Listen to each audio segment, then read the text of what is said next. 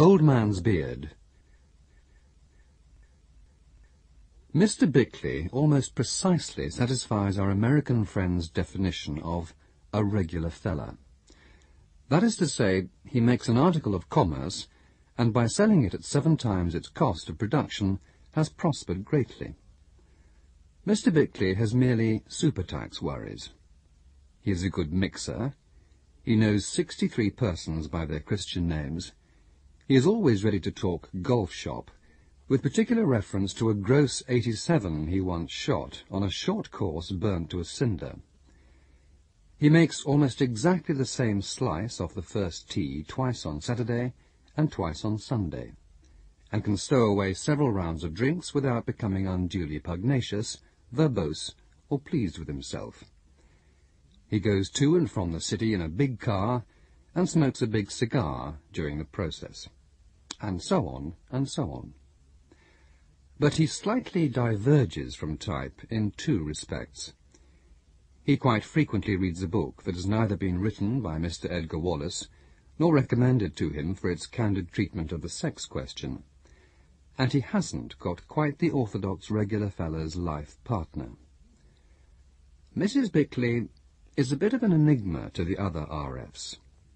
Sometimes they are reassured that she is just what she ought to be, a lovely little woman, again in our American friend's idiom, the adjective being a tribute to her character rather than her physical charms, though these are still considerable. But at other times the RFs have an unpalatable impression that she would like to take them by the shoulders and drown them in deep water. And then they are rather afraid of her, and very sorry for Mr. Bickley. As a matter of fact, her mother was an Hungarian and temperamental, one who found even the Budapest variety of RF so desperately, irredeemably deadly that none such ventured for long into her presence. She had been the perfect mistress in her youth, a perfect wife to an Englishman of high intelligence in her middle age, and a formidable and indomitable old woman. In her daughter, these characteristics were strongly diluted by Anglo-Saxon tolerance and phlegm, though sufficient of the fiery spirit remained to save her from becoming just a British female yawn. She was an avid but virtuous flirt in her youth. She is at present a perfect wife for an Englishman of no particular intelligence, and in her old age she will probably be a bit of an autocrat and a nuisance. And there are still to be found traces of that scarifying old mother of hers. Sudden, sharp explosions caused by boredom, quick, short-lived ardours for good-looking men with brains, though she meets very few, and apparently causeless fits of temper, so uncontrollable and uncompromising that poor Mr. Bickley, that nice little man, has always urgently watched the temperamental development of his daughter and only child, Mariella, for symptoms of that dangerous and irregular Middle European strain. And, though they are still further diluted, they are there. She is all right in many respects. She is physically flawless, and saved from being merely the ordinary full-blooded, smooth-skinned, regular-featured Daily Mirror bathing belle by a delicate upward slant of her eyelids, and a certain indefinable but captivating chic, by an air of slightly exotic breeding, and an absolute incapacity for giggling at little odd erotic moments. Again, though she is as intellectually incurious as a portable wireless set, she is as sexually inquisitive as a curate, and in Mr. Bickley's opinion she knew what every young girl ought to know, much sooner than any young girl ought to know it. At the age of 15 she had driven the chauffeur, a most high-minded young man, almost out of his mind by the warmth of her feelings towards him, and when they were discovered together by Mrs. Bickley, he had spilled indignant protests all over the garage where Mariella had neatly cornered him. After this infatuation faded, she had experienced a succession of hurried, hot passions for a number of hopelessly ineligible youths, so that Mr. Bickley, with a meanness only excused by his desperation, once upbraided her mother for introducing this culpable and devilish strain into the staid and seemly Bickley stock. Whereupon, the old lady being in the ascendant, he got about 5 times as good as he gave, and spent a restless night composing a dignified letter to the Times on the dangers of mixed marriages. And then came the most desired return to Bickleyism, for Mariella accepted the hand, the in every way desirable hand, of young Arthur Randall. 6 weeks before, it hadn't been desirable at all, for then he had been extremely impecunious, and merely, or so at least it appeared, a superlative player of games. Mariella had seen him make 84 runs against Larwood, Barrett, and Staples when the dust was flying, and beat 3 men in succession to score the winning try against Wales, and as the applause rose and towered, she had made up her mind, and prepared herself for a long and fiercely contested battle with her father. And then Arthur's uncle suddenly slipped his anchor, leaving his nephew £80,000. Well, this timely and unexpected event eased the situation completely, and Mariella was soon flourishing a solitaire diamond ring, and the wedding was fixed for the end of October. The beginning of August found them all installed in a well-appointed furnished house at that aristocratic resort, Brinton-on-Sea, which Mr. Bickley had rented for 7 weeks. This confinement within 4 walls gave Mr. Bickley a not too earnestly desired opportunity of scrutinizing the character of his prospective son-in-law, so far as that young gentleman permitted him to do so. Physically, he was beyond criticism. Tall, lithe, and dark, he had exceptional vitality and perfect health.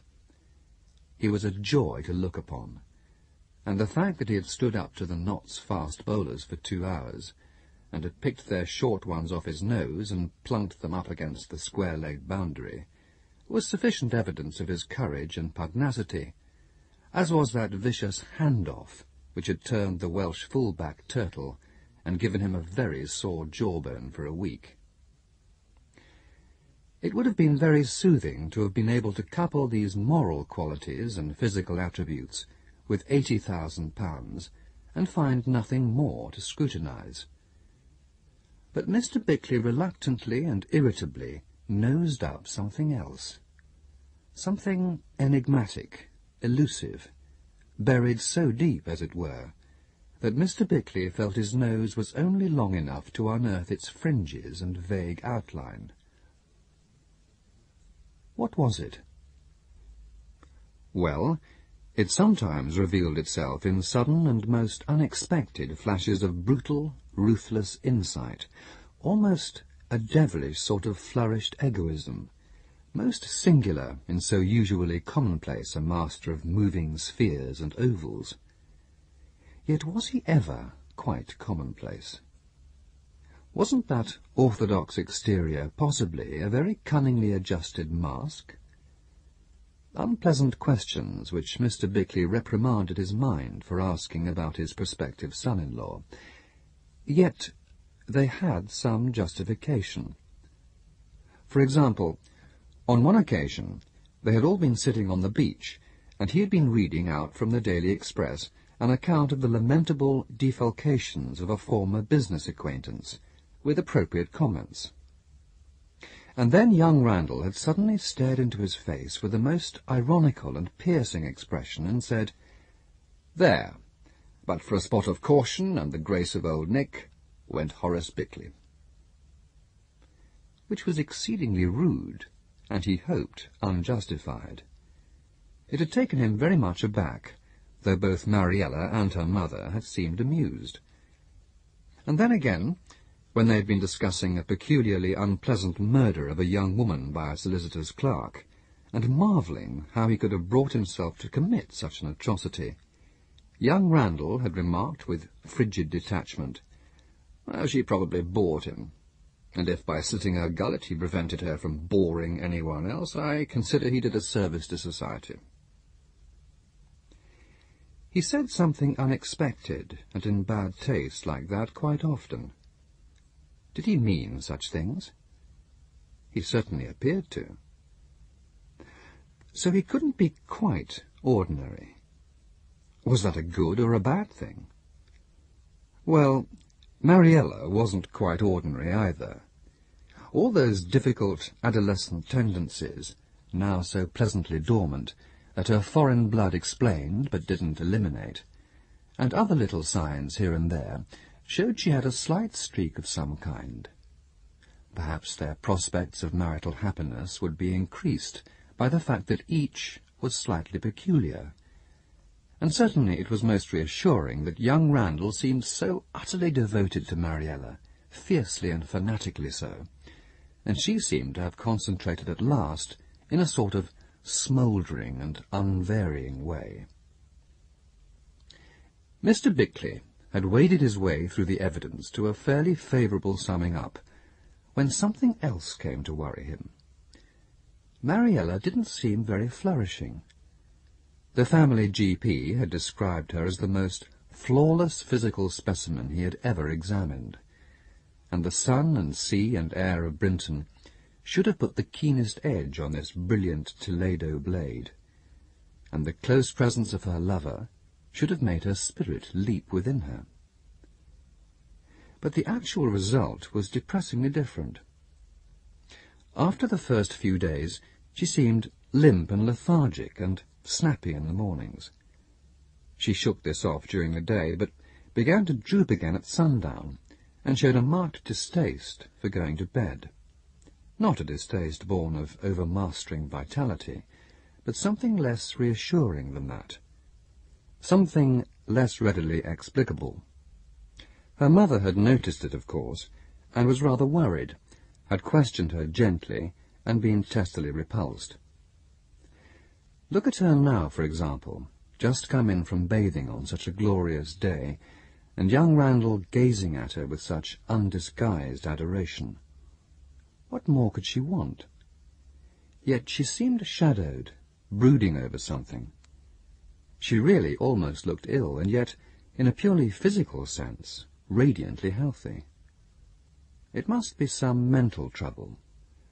But what conceivable reason could there be for it? Yes, she was looking in that way worse than he'd ever seen her look, worse even than when he'd kicked that ghastly young dancing-partner creature down the steps at home. It then occurred to Mr. Bickley that his old friend, Sir Perseus Farrar, had just arrived at the Royal Hotel, and that he was the greatest authority in Europe on that awful and occult business, the female nervous system. How Mr. Bickley admired a man who had the audacity to make a living out of delving into that monstrous region, that scarifying inferno. He knew it was the unforgivable sin to consult members of the medical profession out of office hours, and especially while on holiday, but Sir Perseus was such an old friend and kindly person, and so fond of Mariella, that he'd risk it if she didn't get better. So far from getting better, she burst into hysterical tears in the middle of breakfast the very next morning, ran up to her bedroom, locked the door, and refused to see anyone. So Mr. Bickley trotted round to the Royal. He found Sir Perseus smoking in the lounge, and forthwith burst into a halting recital concerning Mariella, liberally studded with apologies. These Sir Perseus cut short. "My dear Horace," he said, "I was just thinking when you came in how glad I should be to have a little work to do. I'm always like that after a week's idling, and though I'm very sorry that which will rescue me from my sloth is some trouble with my dear and exquisite Mariella, I don't suppose there's much wrong, and if I can set it right, I shall feel doubly grateful to you for allowing me to don my harness for an hour or two. I'll drop in casually after lunch." Which he did, and Mariella came out of her seclusion to greet him. By arrangement, Mrs. Bickley and young Randall had gone out before his arrival, and very soon Mr. Bickley found an excuse to absent himself. Sir Perseus was not a famous authority on the female nervous system for nothing, and within a quarter of an hour Mariella was telling him something to which he was listening with an absorbed and authoritative attention. At the end of half an hour he began to ask questions, and at the end of an hour he patted her hand and told her there was nothing seriously to fuss about, but that unless she objected, he would like her to put herself in his hands, by which he meant that she should tell him at once anything else which happened, and confide absolutely in him. She agreed thankfully, and then he left her with a very puzzled and thoughtful expression on his face, and, as arranged, met Mr. Bickley on the front. They sat down on a seat overlooking the sea, on which Sir Perseus stared for a time, while Mr. Bickley waited rather anxiously for him to speak. "I don't think it's anything at all serious," said Sir Perseus at length, "but very unpleasant for her, poor child. It's a nightmare that she's been having. I asked her if she were accustomed to dream, and she replied with great candour that ever since she could remember she had dreamed frequently and vividly of young men." Mr. Bickley shuffled on his seat, his thoughts winging back. "I suppose," he said, "that's quite usual, quite natural. I mean, most young girls dream of young men." Oh, quite, replied Sir Perseus. "But I gather that her dreams have been exceptionally, vivid. I was relieved to hear it, for it makes the deep etching of this nightmare less hard to explain. Apparently she experienced it for the first time 10 days ago, on the second evening she was here. She's had it twice since. It takes this form. As she relates it, her room appears to be divided into 2 parts. That in which she herself is in darkness. The rest of the room is highly lighted. In it there is a bed, rather a big bed, and on it is an old man with a longish grey beard wearing a nightshirt. He is apparently writhing in great agony. He is twisting over and over, his hands to his heart, his head flung back. And then he suddenly rolls over and drops from the bed to the floor and is hidden from her. Well, then the light seems to spread towards her across the carpet, and she sees between the bed and where she is placed a coffin on the ground. And it seems to her as though there must be many cracks in this coffin, for long grey hair is streaming through it, some coiled over the lid and some streaming upwards. And presently the lid starts slowly to rise, and then the whole room is in darkness, and she has the impression that something is moving towards her and then bending over her, and she feels something spreading over her face. Hair, she thinks, and she has a sensation of suffocation and awakes. "My God!" cried Mr. Bickley. "That is foul, dreadful. Poor little girl, what a bestial, terrifying experience." "Yes," replied Sir Perseus. "It is one of the most disgusting and unnerving dreams of the kind that I've ever had described to me. There must be some explanation for it. Recurrent nightmares of this type are invariably the echo, stored in the subconscious, of some sharp experience once upon a time recorded. That sounds obscure, and it is so, but I have known very many such cases. Can you recall anything in Mariella's short existence which, when regurgitated, as it were, might cause this beastly dream? Anything to do with a grey-bearded man, for example?" "Nothing whatever," said Mr. Bickley emphatically. I have certainly come across grey-bearded men in the course of business and so on, but I cannot remember that Mariella ever met one. But what a lot of men Mariella has taken to, he thought to himself. It is conceivable there was one with a grey beard, but excessively improbable. I stress the detail of the beard, continued Sir Perseus, because it seems to be the hair which sharply dominates this dream, and chiefly disturbs Mariella's mind. For example, when she broke down at breakfast, it was because, so she told me, she saw someone with a grey beard pass by the window, which shows how sensitive she is to and preoccupied by the hair element. And I'm convinced that she must have had some shock, long ago quite possibly, connected with a person so adorned, and that this vile dream is a throwback to this experience. I have told her to sift her memory for something of the kind. I am interested in her case, not only for professional reasons. I am very fond of her, and I feel it is up to me to exorcise this horror. She is too young and too innocent to be made a victim of such devilry. She has agreed to put herself in my hands and consult me at once if there are any developments. I will send her a sleeping draught, and I suggest that she should not sleep alone. She had better have her mother with her in the same room, also a nightlight, and try to give her as amusing and tiring a day as possible. "Well, I certainly will," said Mr. Bickley, "and I'm deeply grateful to you for taking up the case, if that isn't too alarming a way of putting it. She shall sleep in our room, and I'll move into hers. But good heavens! If I thought as I got into bed I was doomed to have that dream, I should never dare to close my eyes." "Remember this," said Sir Perseus. "If you actually had such a dream, it would not seem quite as dreadful as you expected it to be. And that is an axiom of human experience. It is not quite as shocking to Mariella as you think it must be.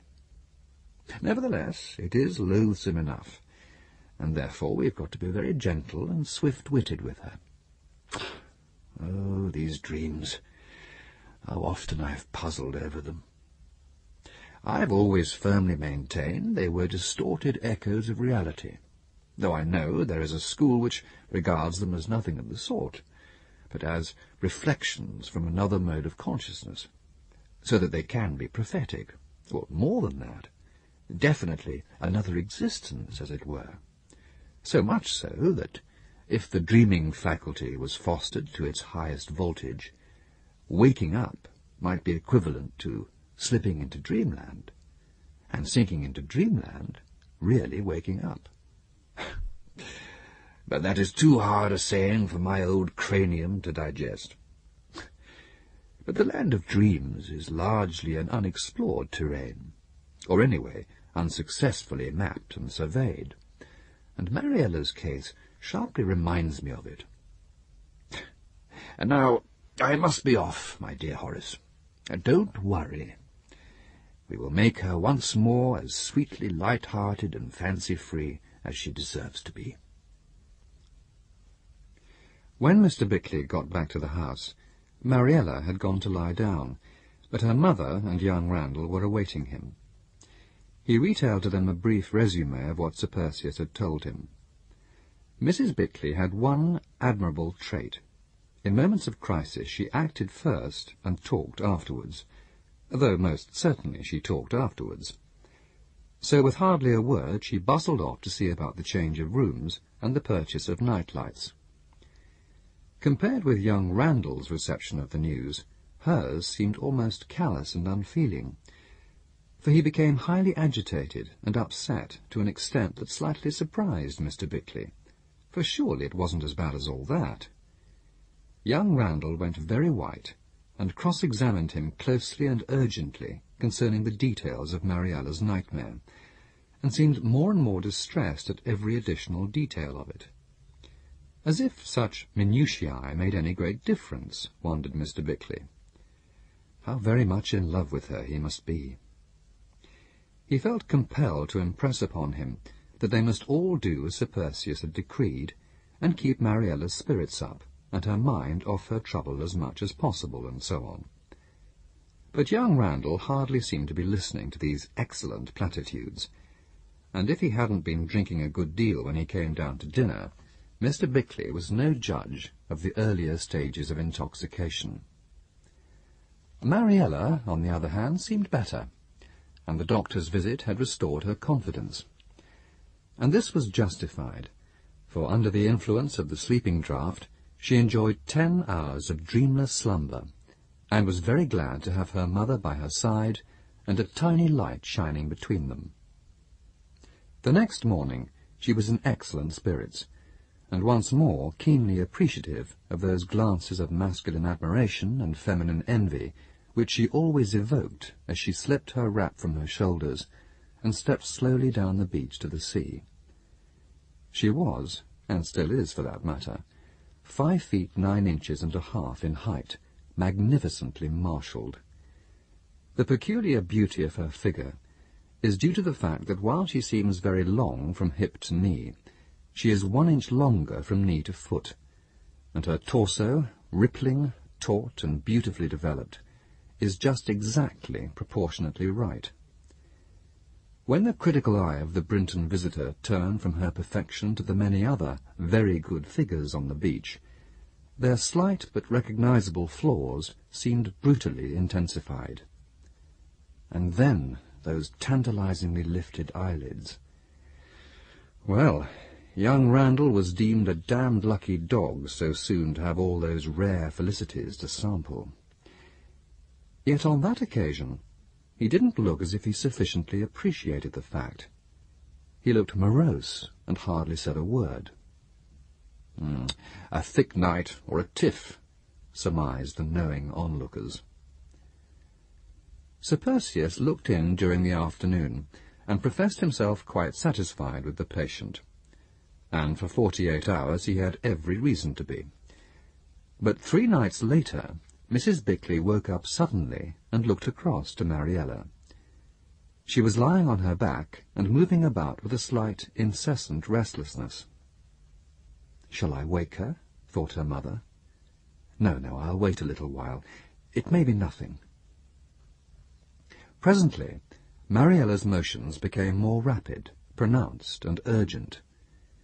And then she sat up in bed and began thrusting with her hands, and then brushing her face, as if to free it from something which was spreading over it.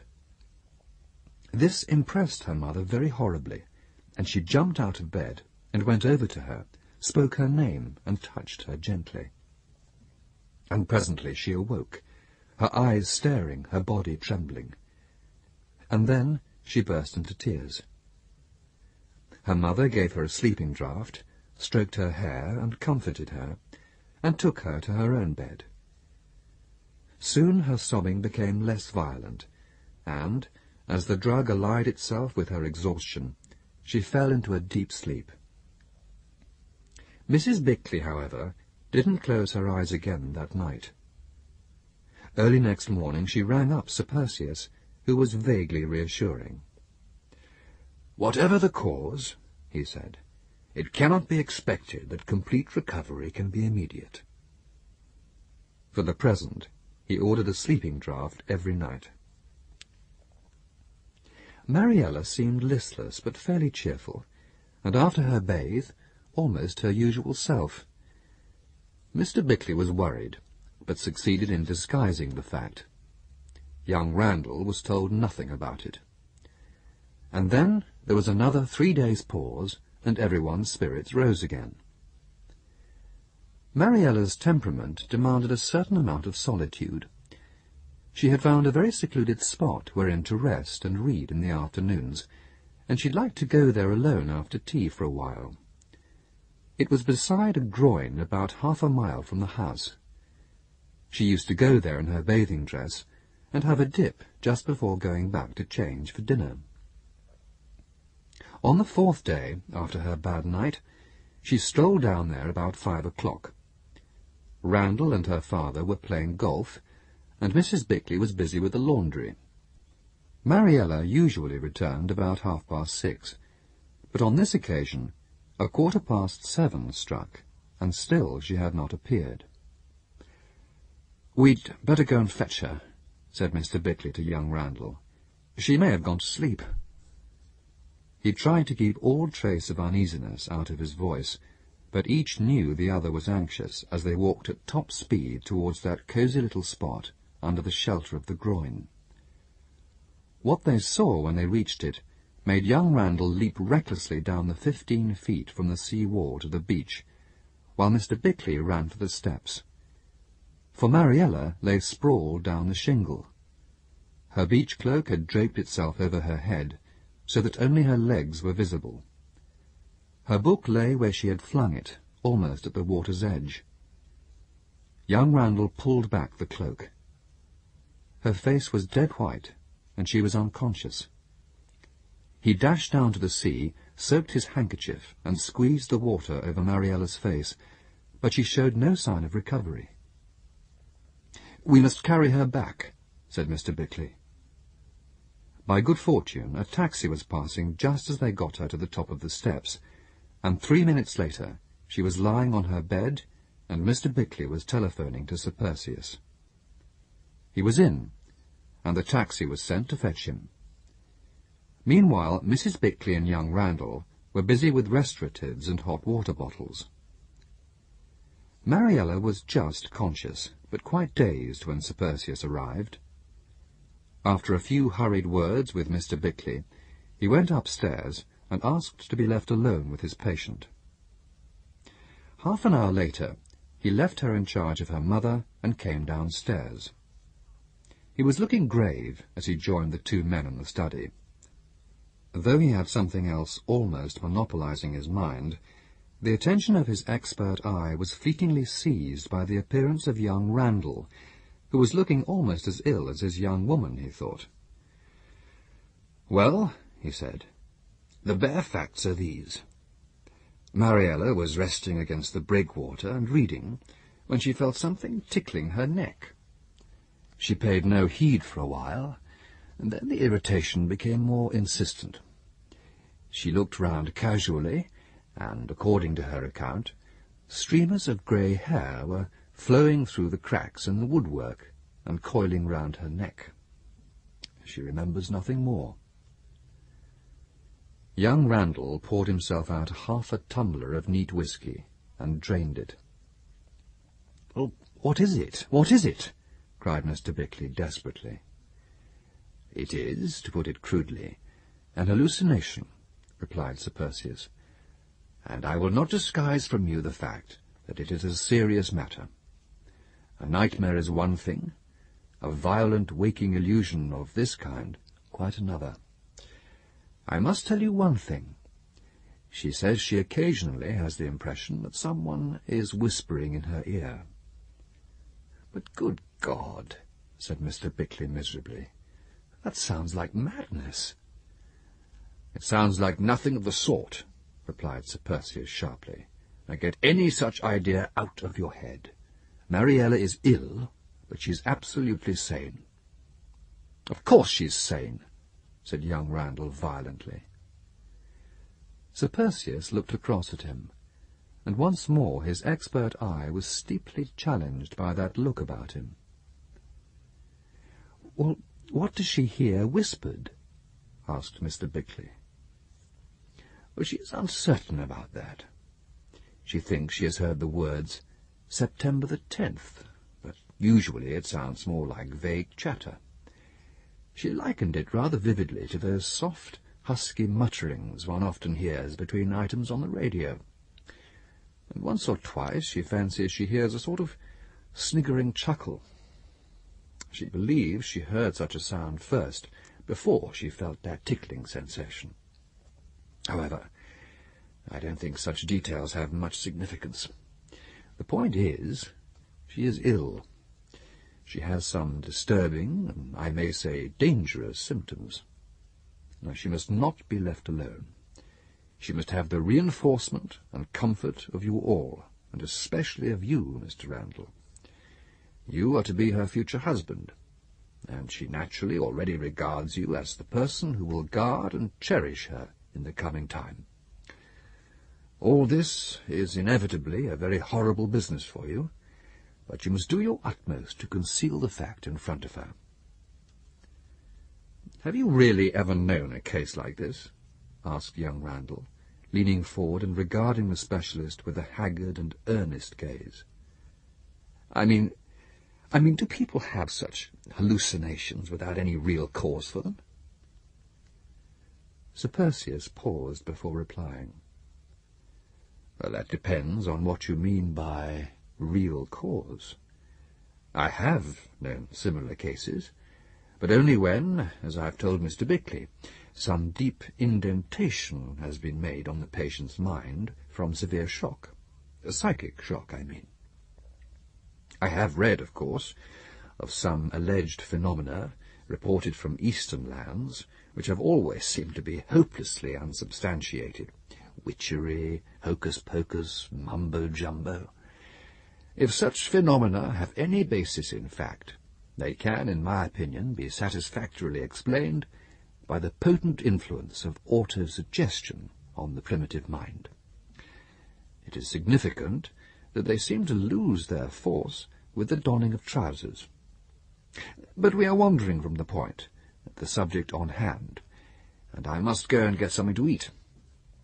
And Mariella, he concluded impressively, is a healthy-minded Western girl. She isn't a Zulu or a Southeast Islander, and she is in great trouble.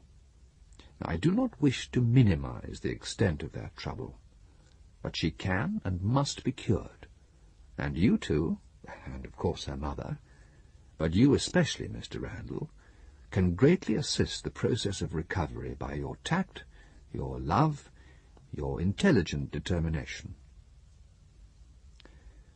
Mr. Bickley saw him out, and while he was doing so, young Randall drank another half-tumbler of neat whisky. Mariella recovered slowly.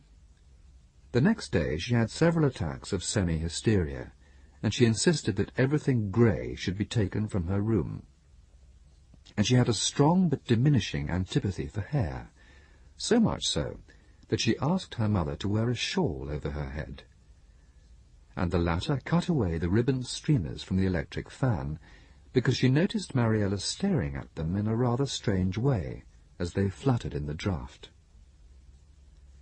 Young Randall spent several hours a day with her, and appeared to be attempting, without complete success, to be obeying Sir Perseus's instructions. The latter came every afternoon, and was breezily chatty and reassuring, but it was a full week before his patient was well enough to come downstairs, though she had no relapse in the meantime. But Sir Perseus was less reassured by this than he allowed himself to appear. She never referred to her condition or trouble, and seemed indeed rather disinterested in her progress, and yet, so it seemed to Sir Perseus, she was psychically abnormal, subtly so, almost as though she were entranced, hypnotized, though in a very sly, unobtrusive way. He attributed this vague spiritual eccentricity to shock, and he told himself that she would either make a slow but sure recovery, or relapse suddenly and violently and become past his aid. She talked very little, and paid the very slightest heed to anything anyone else said, and spent most of the day sitting in a chair on the beach and staring out to sea. Somehow she doesn't seem quite a free agent, thought Sir Perseus. Her mother, who had a very deep distress with heroic success, and had become just the mother of a sick child, had formed the habit of waking up frequently during the night, but only once found anything to report to Sir Perseus, when Mariella suddenly sat up in bed and said, "Who's that whispering?" and then sank back again and went to sleep, though she muttered at intervals, as if discussing something almost under her breath with someone who was visiting her in her dreams. That happened during the early hours of September the 9th. On the next morning, there was a remarkable change in her. She came down to breakfast in her bathing costume, and seemed her old, carefree self. She talked away fluently and flippantly, and, one would have judged, she kept no remembrance whatsoever of any displeasing experiences.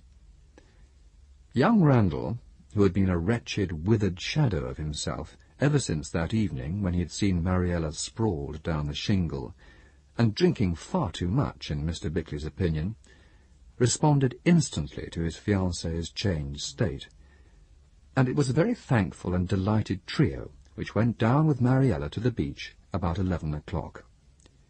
It was a blithe day, cloudless and breezy, and the small waves chased in hard on each other's heels. Mariella and young Randall stretched themselves out and let the searching rays of the sun pour through them. And then, just before 12 o'clock, they got up lazily and dawdled down to the water's edge. The beach was crowded, and Mariella seemed quite content that everyone should have a generous opportunity of scrutinizing once more her exquisite workmanship and finish. "I heard a rumour," said one envious damsel to another, "that she's really not quite all there.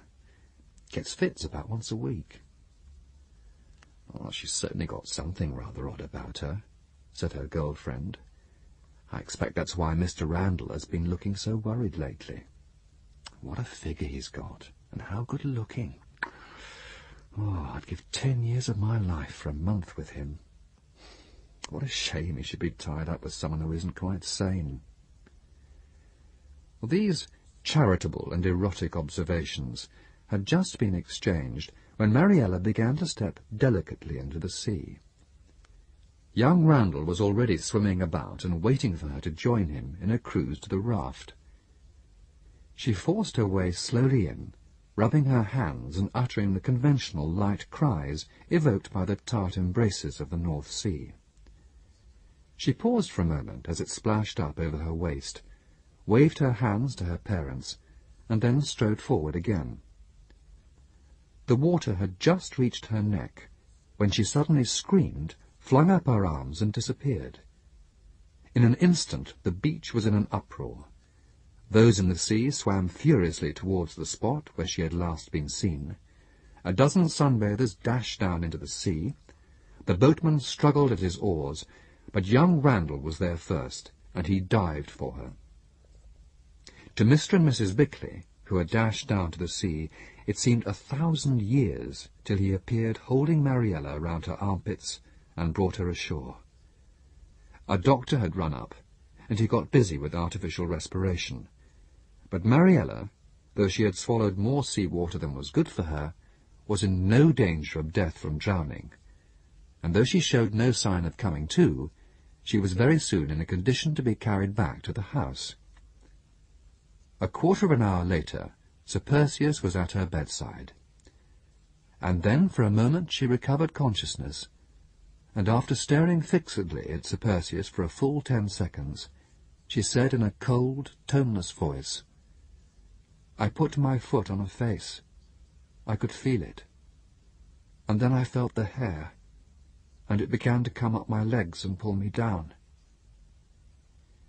And then she began to scream and scream and scream, and it took all the strength of Sir Perseus and young Randall to hold her down in bed. Presently her struggles became less violent, and Sir Perseus put a hypodermic syringe to her arm. 5 hours later she was on her way to a London nursing home in an ambulance, which paid no heed to speed limits, her mother and Sir Perseus with her. His last words to her father and young Randall were, "I will save her reason if I can, but you must be prepared for the worst." And then, with the light of battle in his eye, he leapt into the ambulance. Mr. Bickley and young Randall stayed behind by his orders. They would only be in the way for the present. He would ring up early the next morning and tell them what to do. Mr. Bickley, who spent the evening in deep and melancholy reverie, hardly noticed the absence of young Randall.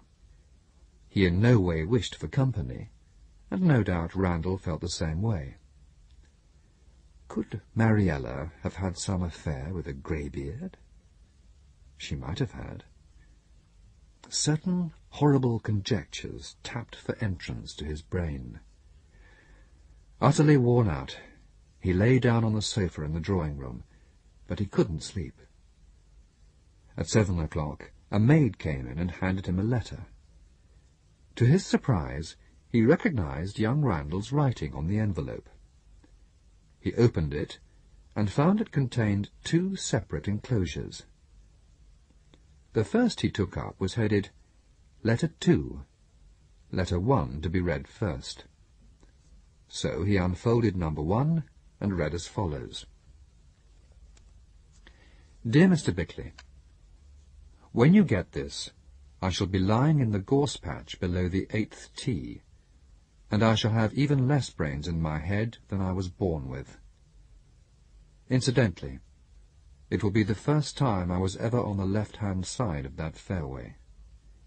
No doubt that sounds very flippant, but once I had finally made up my mind to shoot myself, and knew I should have the guts to do it, 4 hours ago, I became almost light-hearted, in a way exalted, scrubbed and robed for death. This mood would not have lasted, but it will remain with me at least long enough. The fact is, I poisoned my uncle, which was not nearly so difficult a feat as it sounds, for his doctor was half-witted, and I made a careful study of his habits and his medicine chest. He was a vile, disgusting old sadist, and I feel no remorse whatsoever. Killing him seemed as natural a performance as beating down a wasp, and by killing him I did many people a service. For everyone who served him and was in his employ breathed a sigh of relief when they heard of his death. However, I am no altruist, and I should never have taken the serious risk entailed by experimenting with his sleeping draught, but for one thing. It came to my knowledge that he was about to make a new will, and cutting me right out of it. Consequently, I should have to give up Mariella. Now, I'm not going to dwell on what that knowledge meant to me, for I know you realize how I feel about her. Life without her is unthinkable. Well, why am I going to kill myself? For this reason. My uncle had a rather long grey beard. That is why. The moment I heard of Mariella's nightmares, I had a dreadful suspicion that my plans had failed. When I heard why she had that seizure on the beach, I almost believed it was hopeless. What happened this morning convinced me that the rest was up to me. Now I have no belief in a future life. My uncle was one of the few people I have met who deserve to go to the conventional hell, and I have never met anyone bad enough to merit the conventional heaven. Nevertheless, by some agency, Mariella is being attacked, and I have a curious feeling of certainty that those attacks will cease when I am dead. Her sanity, I am convinced, depends on what I am about to do. Now, I have worked out what I believe to be a consistent and plausible explanation of this, but I shall not go into it, for I must hurry, and very probably it would sound like lunacy to anyone but me. If, however, I am wrong, and I meet Uncle Walter hereafter, and find out something, then he'll really know what hell can be. But I'm afraid that is too optimistic a prospect. Now I want you to do something for me. I want you to tear up this letter as soon as you've read it, and send the other to the coroner, or whatever the procedure is. I can't bear to think that people might point at Mariella as someone who almost married a murderer, and I don't want her to know I was one.